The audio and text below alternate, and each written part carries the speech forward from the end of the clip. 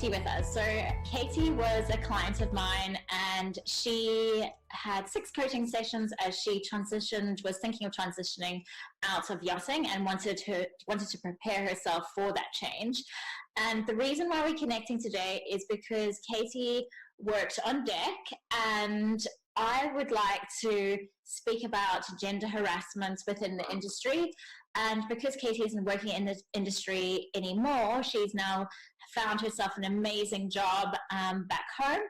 I think this would be ideal for us to talk about it. So, Katie, can you tell us a bit about your position on board and how long you were working on deck and what the experience was like for you? Because when we were in touch, you had an injury and you were quite deflated at the time. Yeah, so I've had 5 years on sailboats, with about 3.5 of those being on super yachts. Always on deck positions. I did have one position that was more of a mixed role with some interior work, but deck work has always been my choice. I like sailing and I work on boats because I like to sail. I did leave yachting. Ultimately, it's not the lifestyle for me, and with injuries that were sort of piling up, it was the time for me to get out of it, try something else, and move on with my life. Okay, so in terms of being female and working on deck, I know there's a lot of pressure to perform because the work can be quite physically taxing. So what were some of the things that you experienced, I think more coming from, it can even be from junior deckhands to leadership positions. What would you describe the treatment? What was that like as being female? I found it was a bit of a mixed bag. I had some boats where my gender was never addressed. It was never really an issue. I was just there to do my job, and that was great. More commonly, I would have someone on the boat who had a problem with me doing my job because of my gender, and whether that meant they didn't want to teach me a skill I might be lacking, or they just, didn't want anything to do with me. I had names called. I had people go behind my back to captains. I had all kinds of different issues that boiled down to someone doesn't want me there. And that reason is primarily because I'm a girl and I don't belong on deck.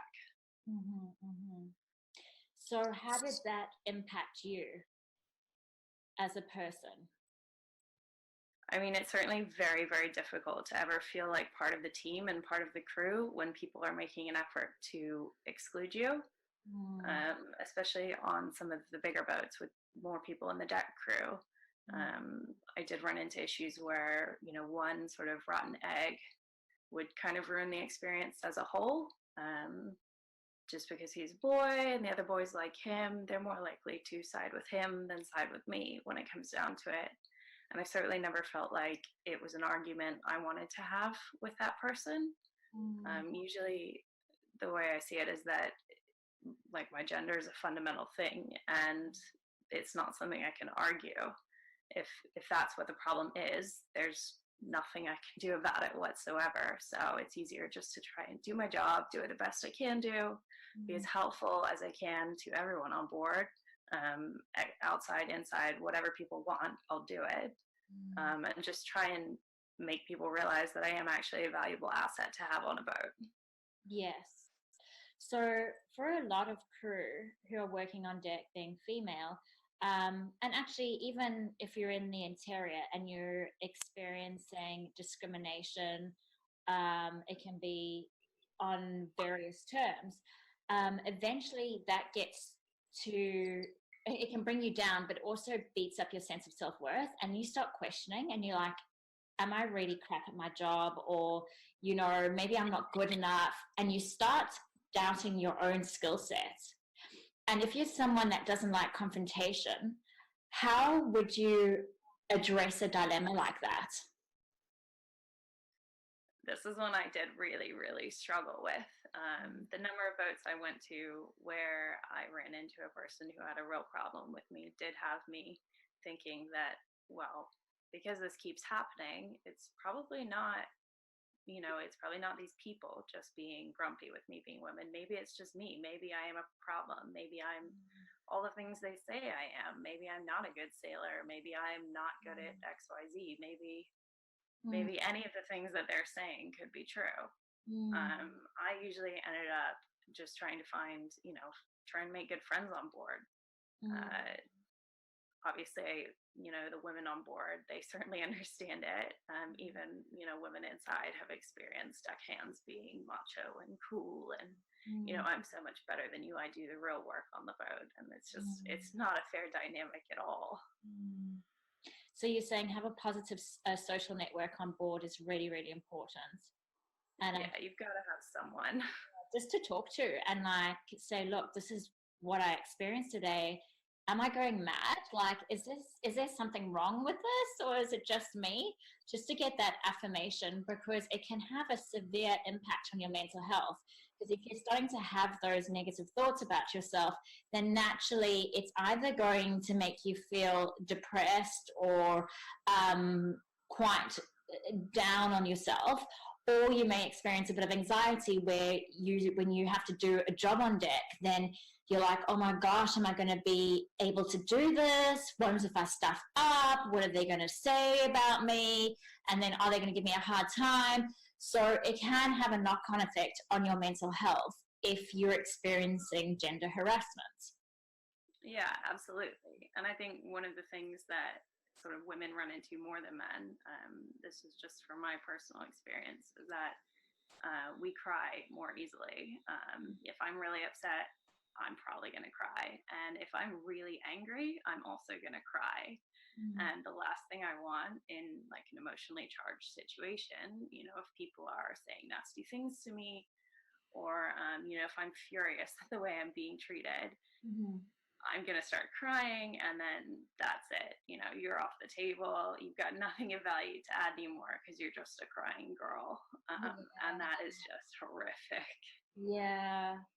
So it's interesting how females also respond to, I guess, negative situations. So it's almost like we have to hold it in and go, okay, like I can take this. And it gets to a point where you like go, oh, they've just pressed this button, because it's just like the feelings are just piling up. So how would you manage something like that when you're getting your buttons pushed all the time? How do you self-regulate your emotions? The only way I really found to deal with it was just to walk away, just to know sort of what my limit was and walk away, whether that's, whether I need to come up with an excuse like, oh, I need to grab this, I need to go to the bathroom, or whether it's just walking out of that situation, which I have also done before, said to the captain, I'll be back, and just walked off the boat. Yes. Boats are such a small environment. There's nowhere to go. There's nowhere to hide. Especially if people are your cabin mates, or, if you're sharing a bathroom or something with them, you just can't get out of their hair. And I think it's like getting yourself or understanding the warning signs for you, whether it be physiological, if you can starting to feel yourself getting worked up and a bit tense or teary, and go, okay, I need time out, like pull the eject or push the eject button and get out of there and give yourself some space to gather yourself, and then be able to address the issue when you feel okay, rather than being in an emotional heightened state. So in terms of being confrontational and saying, look, what you said to me really bothered me and made me feel X, Y, and Z. How do you think a female crew working on deck could go about speaking to, say, someone in a senior position that is male and maybe not as understanding of what the experience may be like for yourself? It's a hard one. I've had people who are receptive to it, and I've had people who weren't. But one thing I do wish is that I had advocated harder for myself in these situations, even with people who were, receptive to the complaints. I certainly always felt like, this is a personal problem, not really a work problem.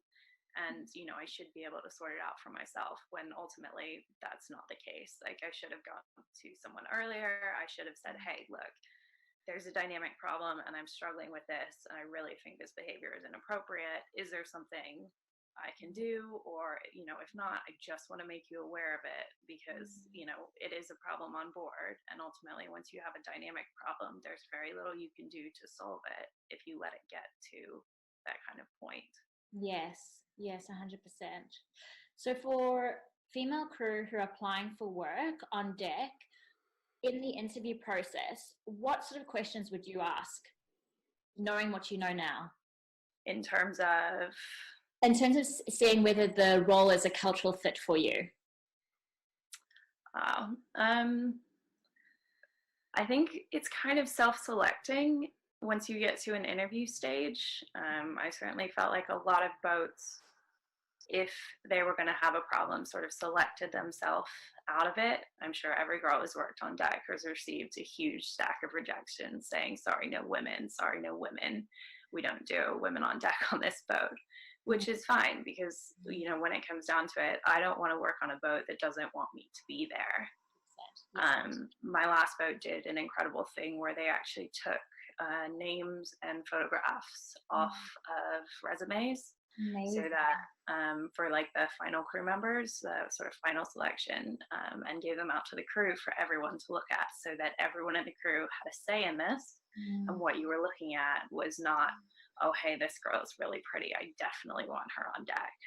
Yeah. Or, something like that, which made a huge difference, and was a bit of a shock for one of the crew members when I showed up on board as the person he had chosen. Yes. By the way, sorry, you're getting a girl. Oh, that's amazing. Wow. I wish I could see more of it. I think it does make a huge difference to judge someone on skill set rather than 100%. The picture.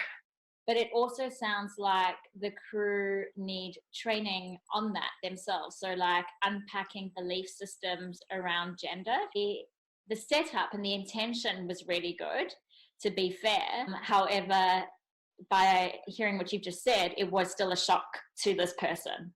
And it's like, I'm just managing and helping him understand the dynamic and what his fears are, or what his biases are, or, you know what I mean? So there's extra support required in order to make it work.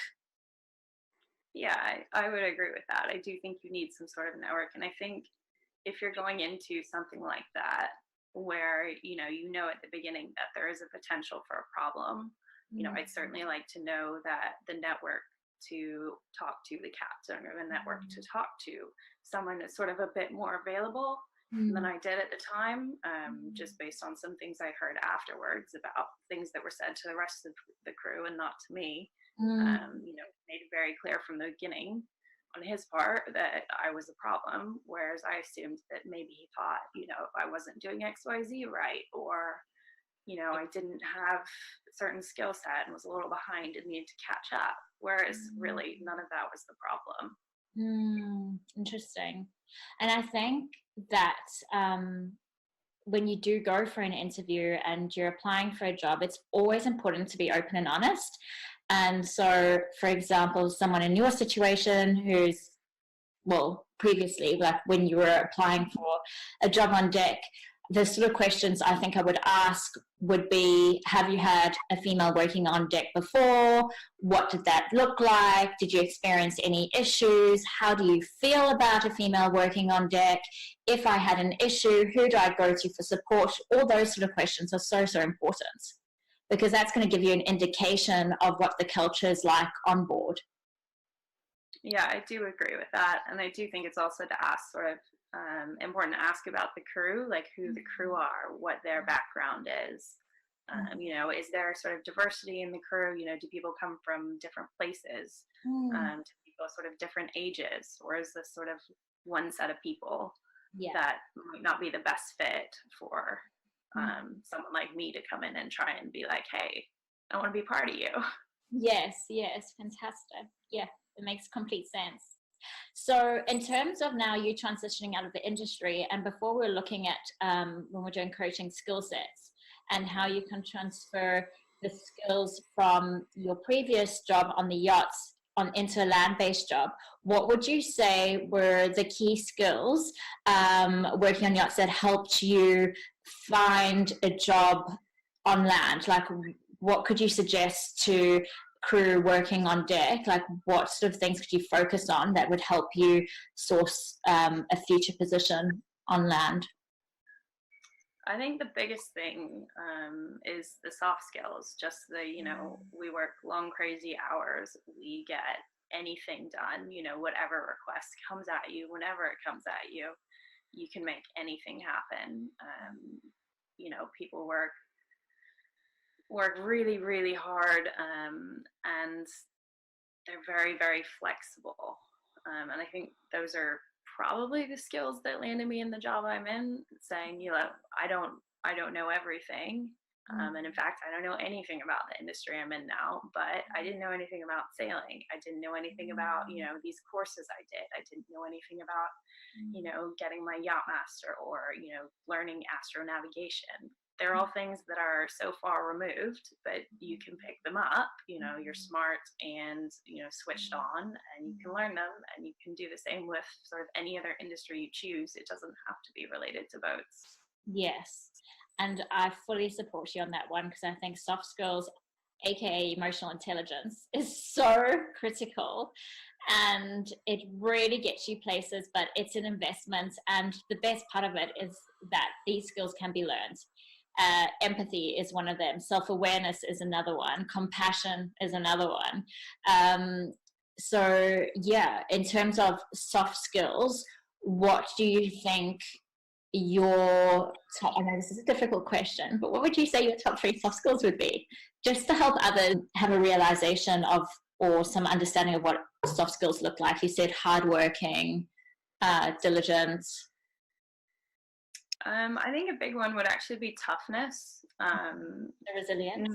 Not so much physically, but sort of a mental toughness, knowing that, I've done so many things, and I've been in, horrible situations. We've all worked months and months without a break, and then had, something thrown at us that, could break a lot of people. But no matter what, the job gets done, and that things aren't going to be that bad again. And I certainly find that, I hear people complaining about little blah, blah, blah things, and it's like, well, that doesn't really matter. Like, it's just a little annoyance. It's not bad. I can think of so much worse.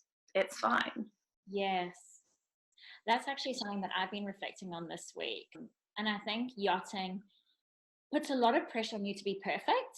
Like, everything's got a place, everything needs to be right. And when it's not, you get so frustrated and you're hard on yourself for it. You can have your little moment of like, but let it go. Yeah, totally. And that's the skill through life experience that you learn. But yeah, it's just understanding yourself and your reactions to things and what you need to change. Is it serving me? Is it not?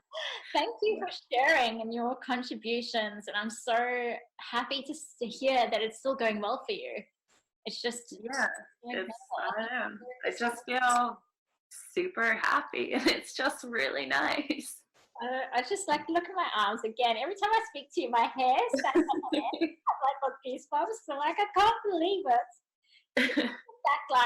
Like little things, like settling down and meeting someone, like all of your goals, and it's how it's just happened. It wasn't even a struggle. It's just like everything went boom, boom, boom, like just flowed. Exactly.